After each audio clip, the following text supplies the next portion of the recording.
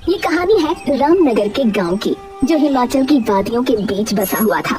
वहाँ ऐसी ठंड पड़ती थी जिसे बर्दाश्त करना हर किसी के बस की बात नहीं थी। सर्दी के मौसम में एक गरीब परिवार का सरवाइव करना तो लगभग नामुमकिन था। और इसी जगह रहता था एक मोची जिसका नाम गोपी था। ए गंगा, मैं काम पर जा रहा हूँ।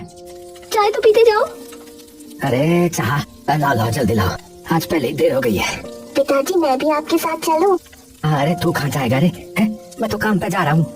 मुझे भी आपकी तरह जूतों की मरम्मत करनी है। हे भगवान, कैसी बातें कर रहा है तू? सारी दुनिया जहां बड़ा आदमी बनने का सपना देखती है और तू अपने बाप की तरह मोची बनना चाहता है।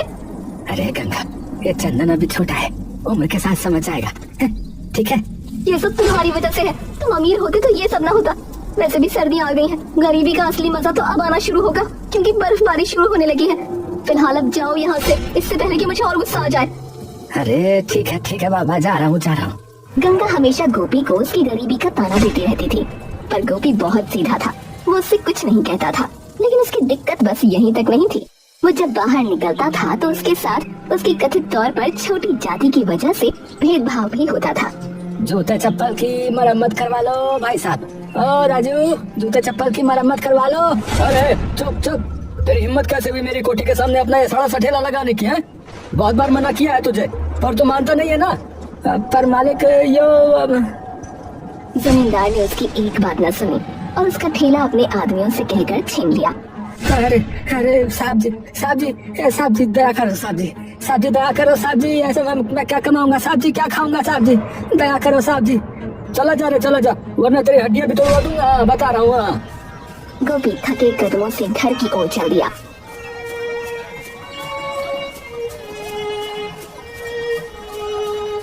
आसमान से रुई जैसी बर्फ धीरे धीरे गिर रही थी। उसकी फटी चप्पलों में बर्फ घुसकर पैरों को सुन्न कर रही थी और उसके दिल में जलती हुई आग उसे ठंड महसूस नहीं होने दे रही थी। भगवान, मैंने किसी का क्या ही बिगाड़ा था। मैं तो बस मेहनत ही करता हूँ, फिर भी सब मेरे दुश्मन क्यों हो रहे हैं?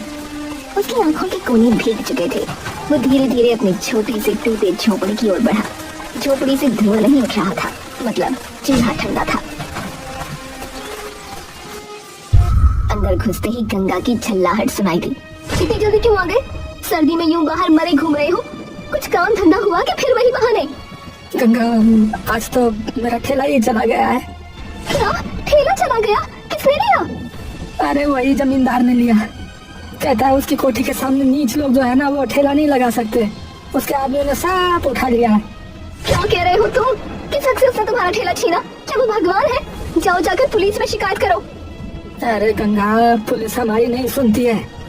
जमींदार के आदमी जो है ना वहाँ तक बैठे हैं, उल्टा हमें ही जेल में डाल देंगे वो।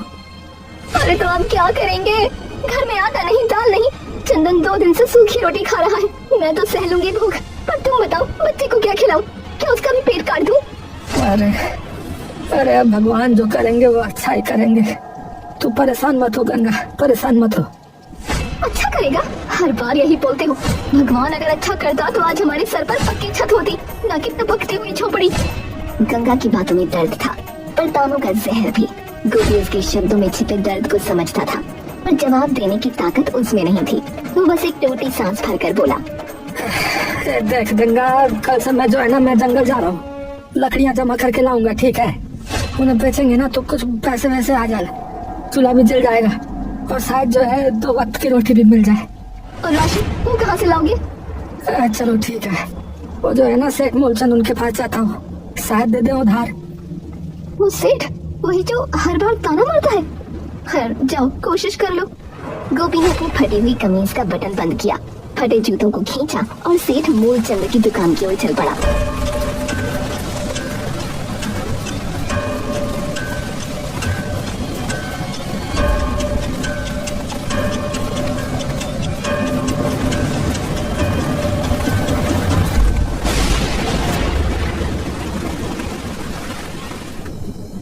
सेठ जी प्रणाम साहब जी। ओहो गोपी मोची, जरा दूर रहकर ही बात कर रहा है मुझसे। बोल क्या काम है रे, क्या है? साहब जी वो घर में ना खाने को कुछ ही नहीं है। थोड़ा सा जो है वो राशन वासन मिल जाता तो थोड़ा गुजारा चल जाता है साहब जी। महीने के आखिर में चुका दूंगा साहब। अरे उधार है, तुम जैसे लोग तो जो है बस भगवान भरोसे रहते हैं। अरे लेकिन चलो कोई नहीं कोई नहीं, एक शर्त पे दूंगा। हाँ एक शर्त पे। क्या क्या शर्त है साहब जी? देख ऐसा है, अब ना तू घर में जो है वो मेरे नाम कर चल, बदले में तेरे को फिर जितना राशन चाहिए वो ले जा तू यहाँ से। जब तक जियो, जब तक जो करना है करो, तब तक खाता रहना फिर, ठीक है? घर मेरे नाम कर फिर चल। है घर पर साहब जी वो तो मेरा एकमात्र आशा है, वो दे दूंगा फिर मैं कहाँ रहूंगा। अरे तू बचेगा तो ही तेरा आसरा तेरे काम आएगा कि नहीं आएगा? है ठंड में मर गया है तो घर की जरूरत किसे पड़ेगी? बोल बोल। एक गोपी सोच ले। हाँ ये मौका जो है ना बार बार नहीं मिलेगा। हाँ सुनहरा मौका है ये। गोपी कुछ देर तक खामोश खड़ा रहा। उसकी आंखों के सामने गंगा और चंदन का चेहरा घूम रहा था। पेट की भूख और जरूरतों का बोझ उसके आत्मसम्मान से भारी पड़ गया। उसने कांपते हाथों से सेठ के कागज पर अंगूठा लगा दिया। ये शाबाश। अब तो जो है ना ये दुकान गोदाम से जो है जितना राशन चाहिए ना उठा ले, ठीक है? ले जा। थोड़ी देर बाद गोपी थैला भर राशन लेकर घर लौटा,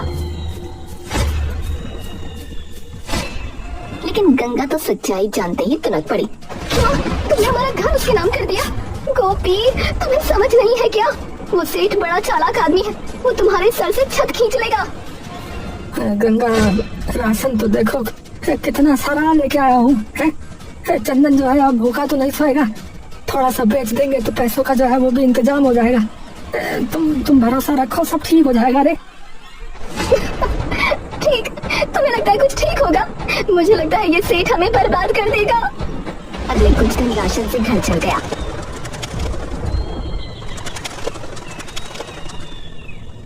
फिर एक सुबह गोपी ने सोचा जो कुछ बचा है बाकी भी ले आऊं, ताकि सर्दियों की असली मार से कुछ राहत रहे। वो सीधा सेठ मूलचंद की दुकान की तरफ चल पड़ा। अरे साहबा नमस्कार नमस्कार। उस दिन के लिए बहुत आभारी हूँ, आपने राशन दिया। साहब अगर थोड़ा और राशन मिल जाता तो थोड़ा और दया हो जाती, घर में जो है कुछ नहीं बचा है। अरे गोपी आज तो कुछ नहीं है ना मेरे पास। हाँ अरे वो जो ट्रक आ रहा था ना वो रास्ते में कहीं फंस गया है। बल बर्फबारी से रास्ते सारे बंद हो रखे, अब जब आएगा तब ले जाना है। अभी जा तू, अभी कुछ नहीं है, जा। अरे साहब अरे पर हमारा राशन जो है वो खत्म ही होने वाला है, एक दाना नहीं है घर में खाने के लिए, अब हमें जरूरत है साहब। अरे गोपी बोल दिया है तुझे, रास्ते बंद हो रखे हैं, मैं तो कह रहा हूँ अभी जा, अभी घर संभाल अपना, यहाँ अभी कुछ नहीं मिलेगा, जा अभी। गोपी ने दुकान का गोदाम, तख्त, पूरी दुकान, हर कोना देखा।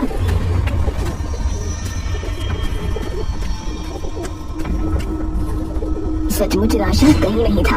उसकी आंखें झुकाईं, वो उदास और भारी मन से लौट पड़ा।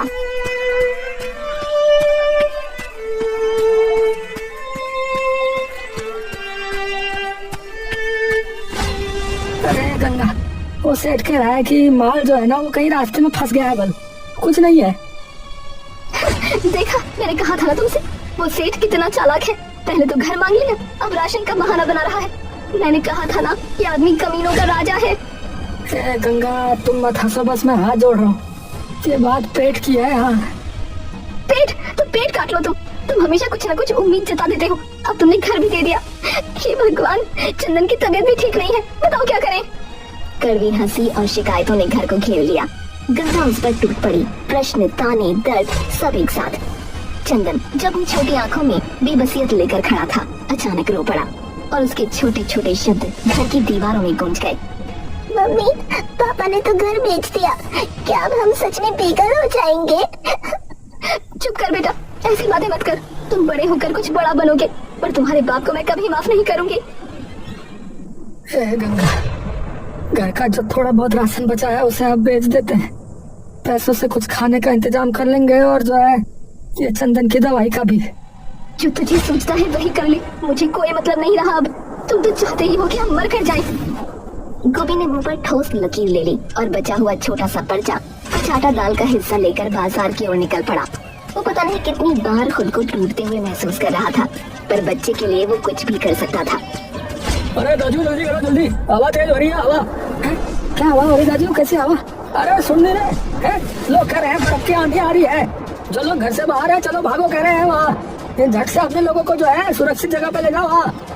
सारा बाजार हलचल में आ गया। लोग भगाए जा रहे थे, दुकानें बंद हो रही थी। गोपी ने जल्दी से चोरी पैसे मिले और जो थोड़ी सी रोटी बची थी उसे उठाकर घर की ओर भागा।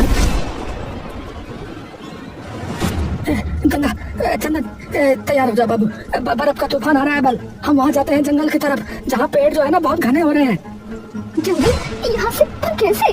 अरे जाना पड़ेगा, जंगल में पेड़ों के बीच में हम जो है ना छिप जाएंगे। वहाँ जो है आग भी जला के जो है थोड़ा बहुत गर्म रह सकते हैं ना। सब गाँव वाले जो है वो भी जा रहे हैं। जल्दी करो जल्दी करो। जैसे ही गोपी ने ये कहा, गंगा ने फटाफट जरूरी सामान समेटा और सब जंगल की ओर निकल पड़े।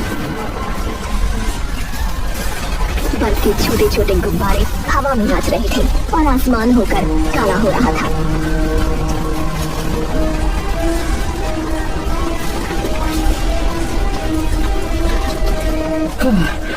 जा जल्दी चलो रे गोपी।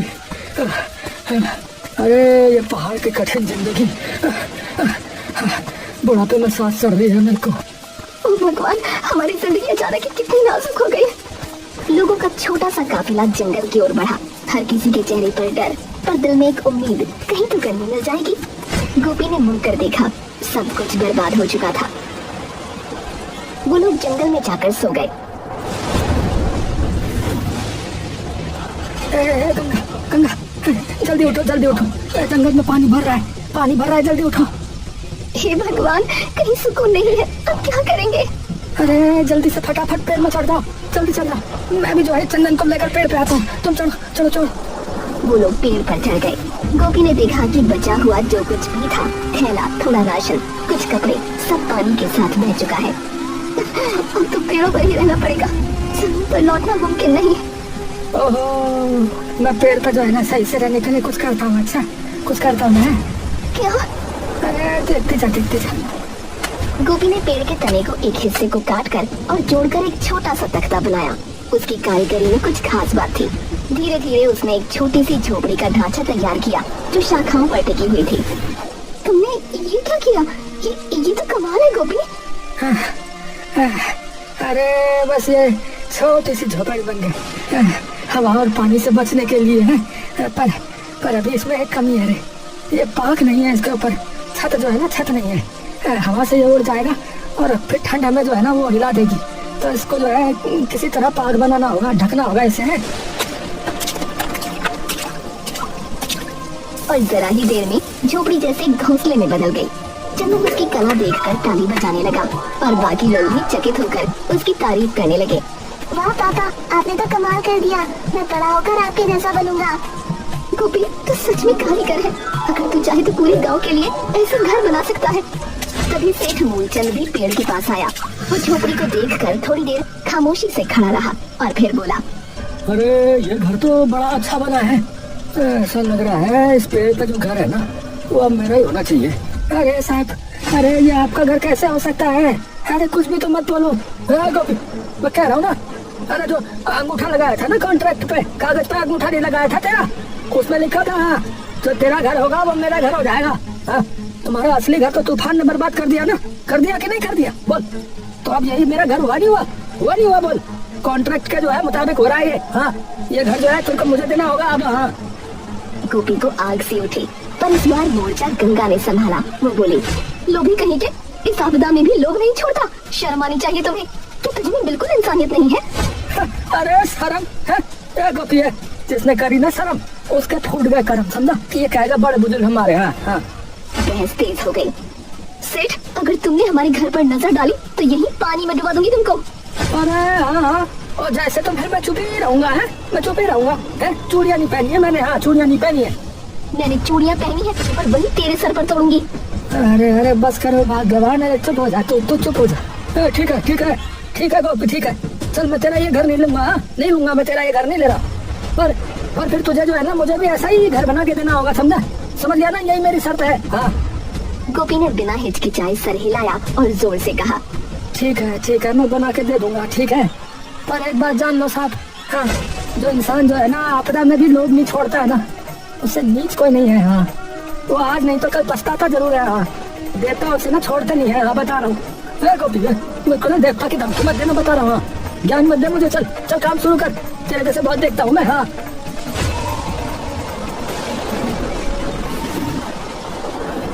गोपी ने पेड़ के तने पर फिर से कुल्हाड़ी मारी। हवा में लकड़ी की खुशबू खुल गई थी। ठंड अब भी थी, लेकिन उसके पसीने से कपड़े गीले हो रहे थे। चारों तरफ सन्नाटा था, सिर्फ कुल्हाड़ी की टक टक टक की आवाज। तभी वो सेठ से बोला, सेठ, अगर कल को ये तूफान थम गया ना, तो तुम मेरा असली घर मुझसे नहीं मांगेगा, बता रहा हूँ मैं। हाँ, वो मेरा ही रहेगा वहाँ। ठीक है, मैंने कह दिया है। हाँ, लेकिन फिर मेरी एक शर्त है। हाँ, शर्त है मेरी, मेरा घर जो है 3 मंजिला होना चाहिए, समझ गया? 3 मंजिला बनेगा। हाँ, वो भी ऐसा कि दूर से चमके। समझा नहीं समझा तू? है, मैं कोई आम आदमी नहीं हूँ, समझा? मैं सेठ हूँ, सेठ, समझा? अरे जो हुकुम मालिक, जो हुकुम साहब। गोपी दिन रात काम में लगा रहा। लकड़ी काटी, बेलों को जोड़ा, शाखाओं से फर्श बनाया। उसकी हथेलियां फट चुकी थी, लेकिन हौसला कम नहीं था। गंगा और चंदन भी उसे देख रही थी। अम्मा, बाबू तो जैसे कोई जादूगर लग रहे हैं। हाँ बेटा, गरीब के हाथों में मेहनत का जादू ही तो होता है। मैंने ही बस कभी नहीं समझा। आखिर वो दिन आया जब 3 मंजिला लकड़ी का घर बनकर खड़ा हुआ। पूरा जंगल उस घर को देखकर दंग रह गया। हो जा मेरी बाबा, अब हुई ना बात ये। अब तो कोई राजा भी देखेगा ना, वो भी जल जाएगा। इतना बढ़िया हो गया ये तो। अरे साहब, अभी घर पूरा नहीं हुआ है, इसे जो है पेड़ की छाल से ढकना होगा, नहीं तो जो है खराब हो जाएगा। बारिश हवा अंदर आएगी और बर्फ भी अंदर आएगी, तो ये फिर ठीक नहीं होगा ये साहब। नहीं रे गोपी, नहीं, मेरा घर किसी चिड़िया के घोंसले के जैसा थोड़ी दिखेगा। सेठ जी हूँ मैं यहाँ का। ऐसा ही ठीक लग रहा है मुझे ये। ऐसा ही ठीक है ये। रहने दे, कुछ नहीं होगा, कहीं नहीं जा रहा है ये घर, बढ़िया हो गया। गोपी ने सेठ को समझाने की कोशिश की, लेकिन वो नहीं माना। इसके बाद गांव वालों के कहने पर गोपी ने सबके लिए छोटे छोटे घर बनाए। हर घर को उसने पेड़ की छाल से ढक दिया। जिसे हमने नीच समझा, वही तो असली उस्ताद निकला रे। रात गहराने लगी, हवा फिर से तेज हुई। अचानक तेज बारिश शुरू हो गई और बिजली ने जंगल को रोशन कर दिया। गांव वालों के छोटे घर मजबूत थे, छाव से ढके हुए, तो उनमें सिर्फ हल्की सरसराहट हो रही थी। लेकिन सेठ का 3 मंजिला घर हिलने लगा, दीवारें कांपने लगी। अरे जाओ भगवान, अरे ये क्या हो गया? अरे इतनी ठंडी हवा कैसे चल रही है? अरे ये क्या उखड़ गया? अरे इससे हवा घुस रही है। अरे इतना जाड़ा हो रहा है, इतनी सर्दी में तो मैं मर जाऊंगा। अरे कोई तो बचाओ रे। छत का एक टुकड़ा उखड़ गया, हवा सीधा अंदर घुस आई। अरे गोपिया, कहाँ गया रे? अरे कोई तो बचा मुझे। गांव वालों ने आवाज सुनी, लेकिन सब चुप रहे। सेठ जैसे तैसे बाहर निकला, भीगा हुआ, थर थर कांपता हुआ। गोपी, अरे मुझे अपने घर में जगह दे, मैं ठंड में मर जाऊंगा रे। अरे बहुत जाड़ा हूँ मैंने। अरे नहीं गोपी, इसे याद है तूने जब मदद मांगी थी तो ये हंसा था। अरे गंगा, अगर हम इसके जैसे बन गए तो फिर फर्क ही क्या रह जाएगा इसमें और मुझ में? फर्क ही क्या रहेगा बोल? अरे जल्दी जल्दी अंदर आजा सेठ, जल्दी अंदर आजा, बाहर बहुत जाड़ा हो रहा है। अरे गोपी, अरे तू बहुत बड़ा आदमी निकला रे, बहुत बड़ा आदमी निकला है तू। जी रहे, मैंने तेरे साथ बहुत बुरा किया, पर तूने जो है मेरी जान बचा ली रे। अरे देखा गंगा, इसी को कहते हैं भगवान की लीला है। कभी कभी तूफान जो है वो घर को नहीं है, बल्कि इंसान को बदलने आते हैं। समझ गए सेठ जी? मानते हो ना इस बात को? यही होता है।